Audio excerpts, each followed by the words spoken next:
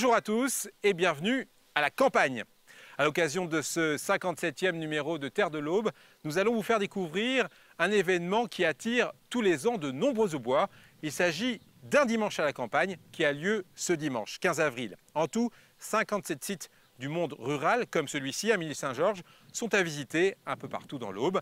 Avec notre partenaire, la Chambre d'agriculture, nous allons vous faire découvrir les nouveautés, mais aussi les motivations des 300 participants d'un dimanche à la campagne. Place au sommet.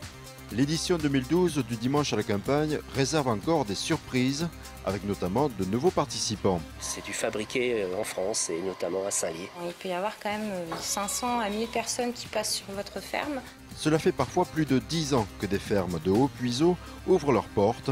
Nous verrons quelles sont aujourd'hui leurs motivations. Les gens qui veulent revenir à ce qu'on appelle la bonne bouffe, c'est ma bataille.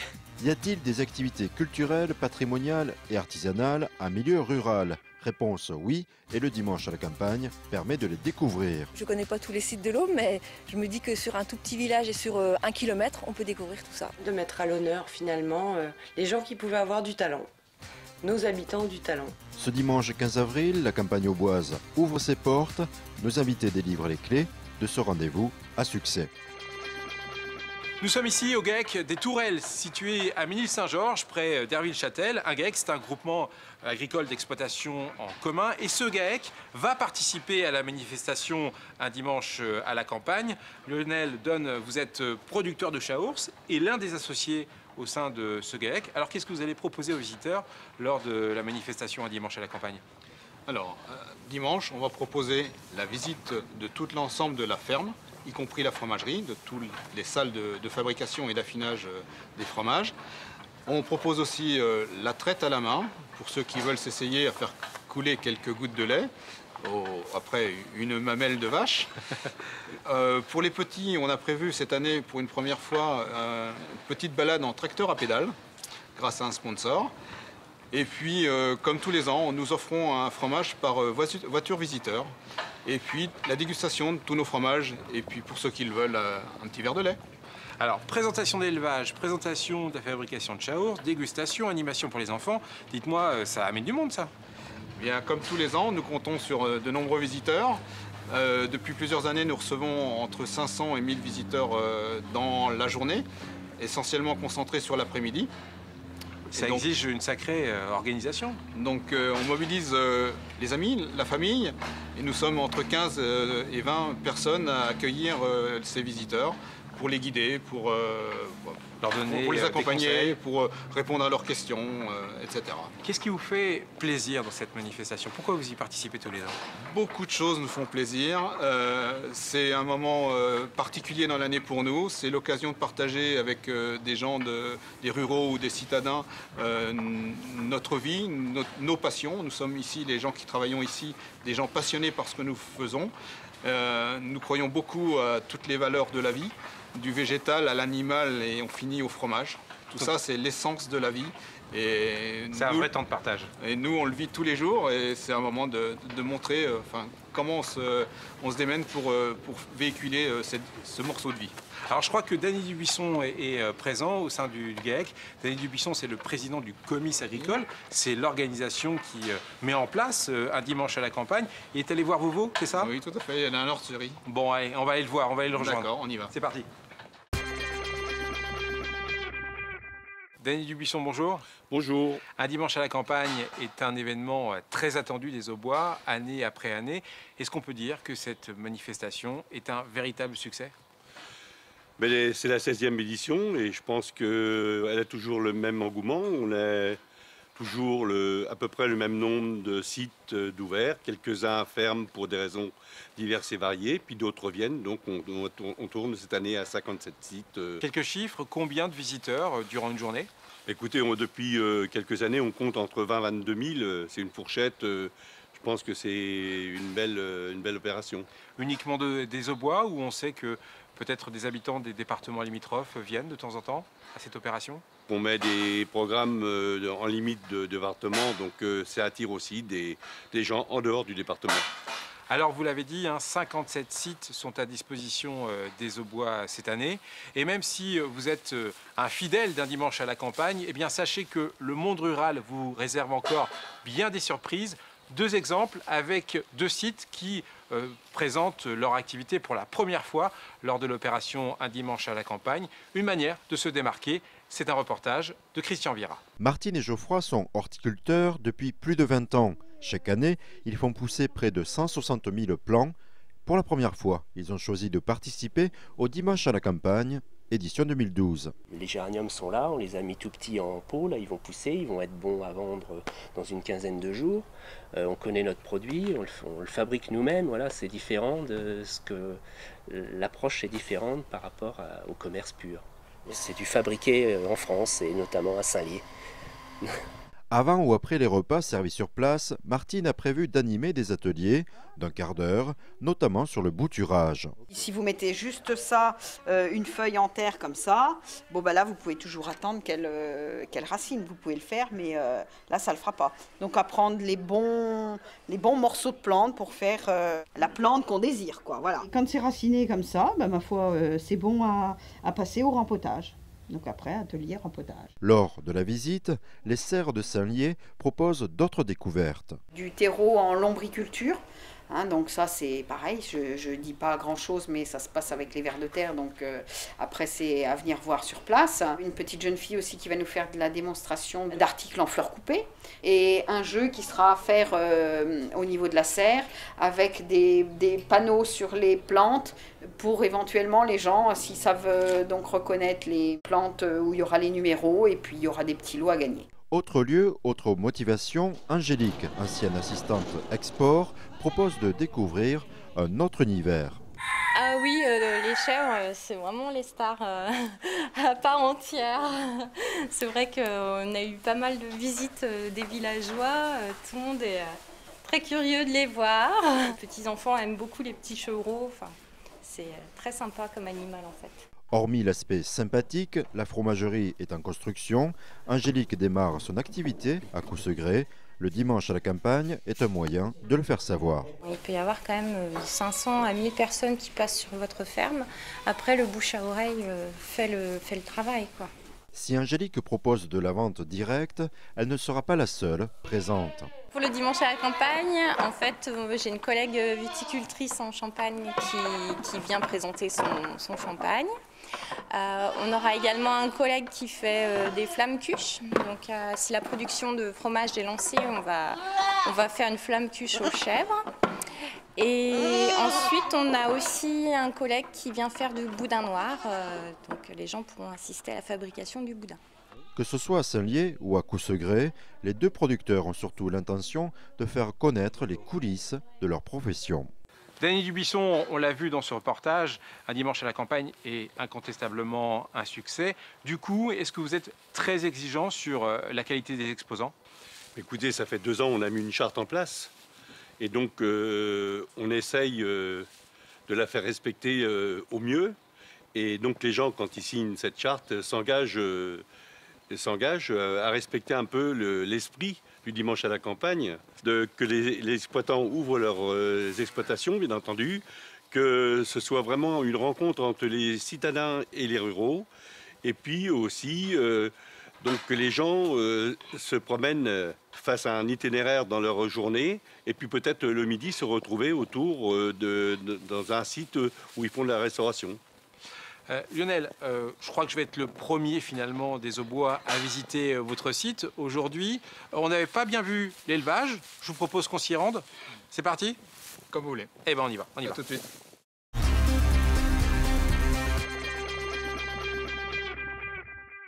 Lionel, Don, on se trouve ici devant les vaches qui seront sûrement les stars de ce dimanche à la campagne. Qui sont les plus curieux parmi les visiteurs, les enfants ou les adultes? Alors, ce sont souvent les enfants qui sont très intéressés, mais des fois, c'est les grands-parents qui sont plus intéressés que les petits-enfants. C'est vraiment variable selon les individus. Il y a des gens qui sont très motivés pour venir voir les vaches ou les veaux, mais aussi goûter les fromages. Quel genre de questions on vous pose? Il y a des questions un peu d'actualité, selon un peu l'ambiance générale. À l'époque de la vache folle, il y avait des questions sur la sécurité alimentaire. C'est vraiment très variable. Je ne sais pas si cette année, ça sera des questions politiques. Des questions de curiosité, pour déguster. Oui, oui. Non, mais ça va de choses très, très communes, très simples, à des choses beaucoup plus élaborées. Michel Ivard, vous êtes le directeur général de Groupama Aube, mais vous êtes parmi nous en tant que co-directeur de Ferme Aube 2013. Et dans ce cadre, vous préparez l'agriculture de demain, si je puis dire. Un dimanche à la campagne, ça a un vrai sens, ce n'est pas anodin pour le monde agricole. On peut dire que ça a un sens de faire rencontrer le grand public et les agriculteurs du département. Ça a un vrai intérêt en fait, parce que qui est mieux placé, qui sont les meilleurs ambassadeurs ici de ce département et de l'agriculture? Ce sont bien sûr les agriculteurs, mais aussi les viticulteurs et les éleveurs, puisque nous avons la chance d'être aujourd'hui chez un éleveur. Pour faire quoi? Bien, tout simplement pour expliquer son métier. Et pour expliquer son métier, il faut faire quoi? Il faut se déplacer. Et c'est ce que font très bien nos exploitants agricoles sur l'ensemble de départements.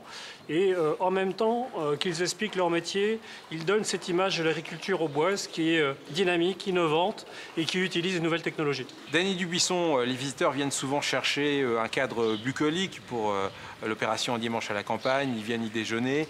Mais est-ce que vous pensez que ces visiteurs sont suffisamment curieux pour découvrir également la réalité d'une entreprise agricole? C'est aussi la personne qui reçoit, c'est à elle aussi de faire un petit peu la promotion de son métier. Aujourd'hui, rien n'est caché, les tracteurs sont à la cour, le site est ouvert. On est là pour leur expliquer un petit peu et souvent ils sont un peu surpris de ce qu'on leur présente. Et parfois peut-être de la modernité des Bien appareils sûr. de la technologie. Aujourd'hui, la modernité est tout partout, dans le GPS, au niveau aussi dans les salles de traite, les robots, etc. etc. Donc tout ça attire la curiosité de nos visiteurs. Michel Ivard, au sein de Ferme Aube 2013, est-ce qu'il existe un volet de communication grand public? Il existe effectivement un volet de communication au grand public. D'ailleurs, vous allez pouvoir le découvrir. Peut-être vous l'avez déjà découvert, puisqu'on a déjà travaillé sur la nouvelle campagne d'affichage pour le dimanche à la campagne. Mais il y a un vrai volet, parce que l'idée que l'on a à Ferme Aube, c'est de promouvoir l'image de l'agriculture auboise, de corriger quelquefois l'image qui en est donnée qui n'est pas toujours bien. Et c'est vrai qu'on a un cahier des charges très précis et en voulant même sortir une marque pour la communication grand public dans le cadre de Ferme Aube. Alors on va continuer un petit peu notre voyage au sein d'Un dimanche à la campagne. Je vous propose de découvrir un deuxième reportage. Des fermes sont fidèles à l'opération Un dimanche à la campagne. Certaines y participent depuis le début.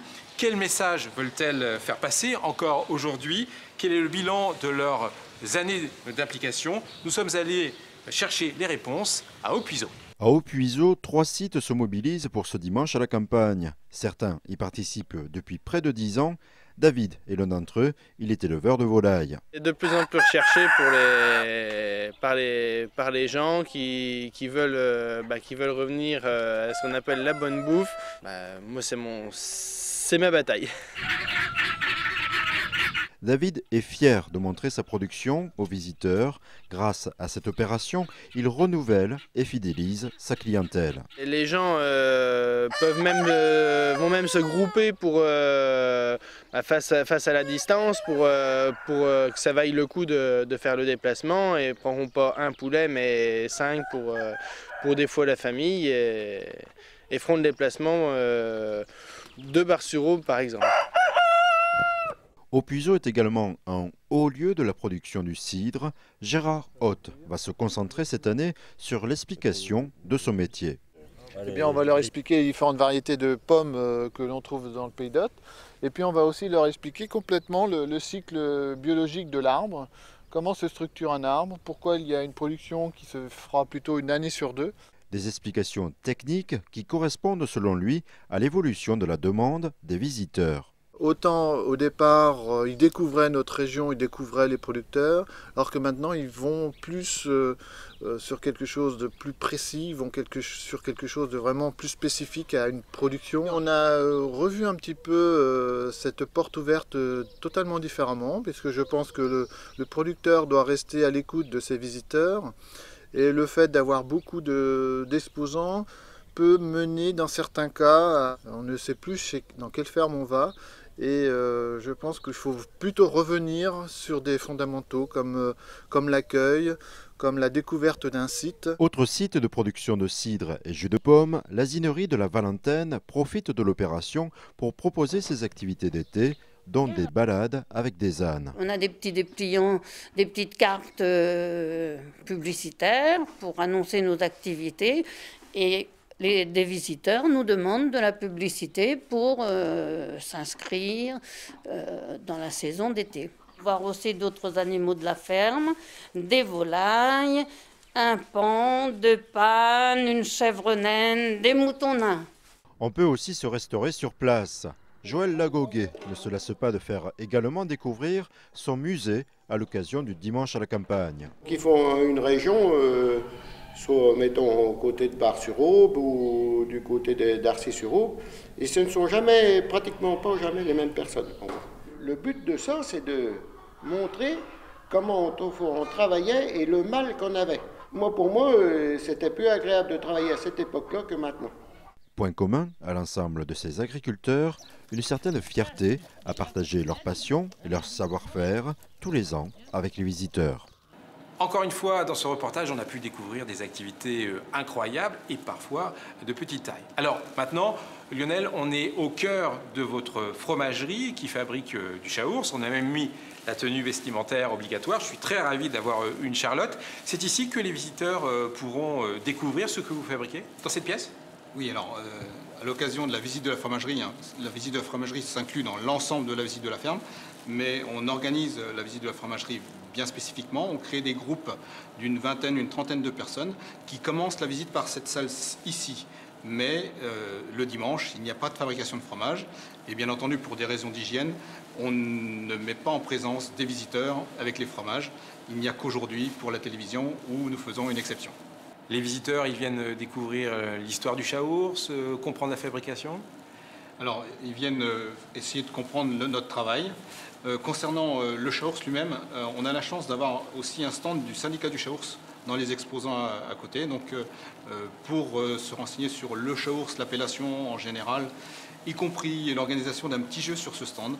Donc, il y a le stand à l'extérieur du syndicat du chaours. Et ici, donc, on donne toutes les explications de notre manière de fabriquer nos chaours. On ne fabrique pas que du chaours, mais tous nos fromages. Et donc, depuis le lait jusqu'à la dégustation. On dit que le chaours est connu dans le monde entier. C'est vrai, ça ? Alors, je n'ai pas été voir jusqu'à l'autre bout, mais j'ai des clients à Tokyo, oui. Ce n'est pas le fromage français le plus connu, mais il est apprécié à l'autre bout du monde.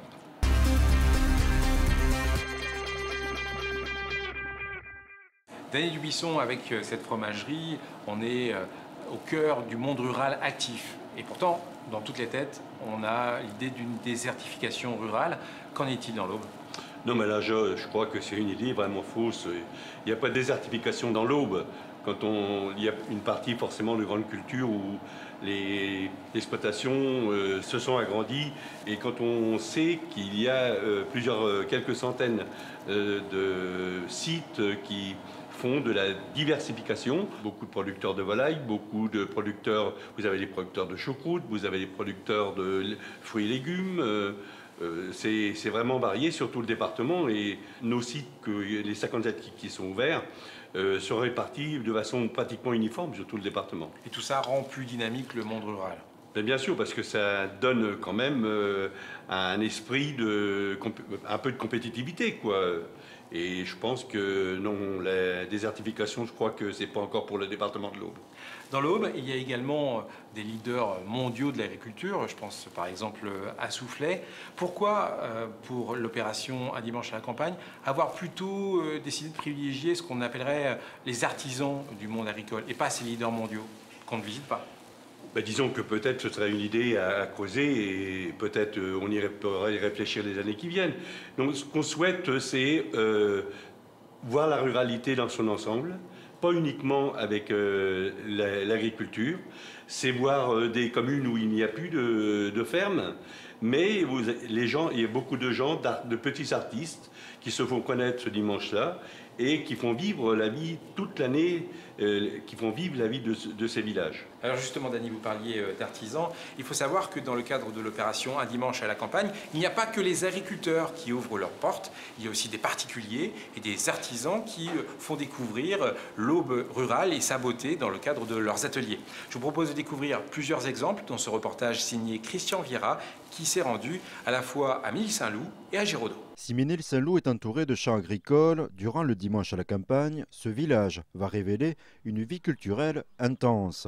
Le point de départ d'une balade a été choisi au four à pain, près de la mairie. C'est de pousser le feu, les flammes, jusque dans le fond du four.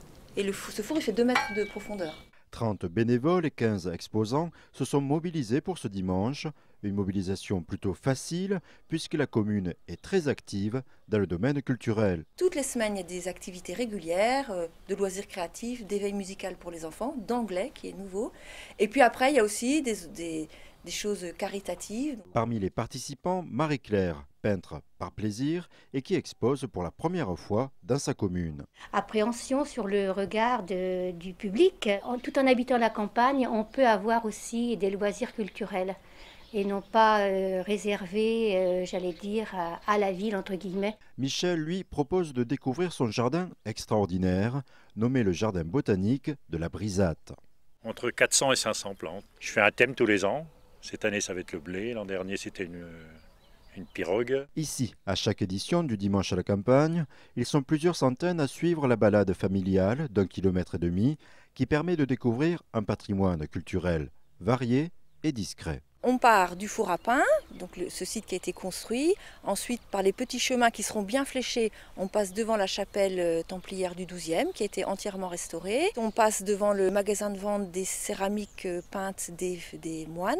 Ensuite, on aura la démonstration de terre, de plaques en terre des sœurs. On poursuit le chemin qui sera toujours fléché jusqu'au jardin de la Brisate. Je ne connais pas tous les sites de l'Aube, mais je me dis que sur un tout petit village et sur 1 km, on peut découvrir tout ça. Des découvertes qui peuvent surprendre en milieu rural. À Géraudot, Élodie souhaite partager sa passion pour la confection de bijoux. La plupart de mes perles sont fabriquées à partir d'argile polymère.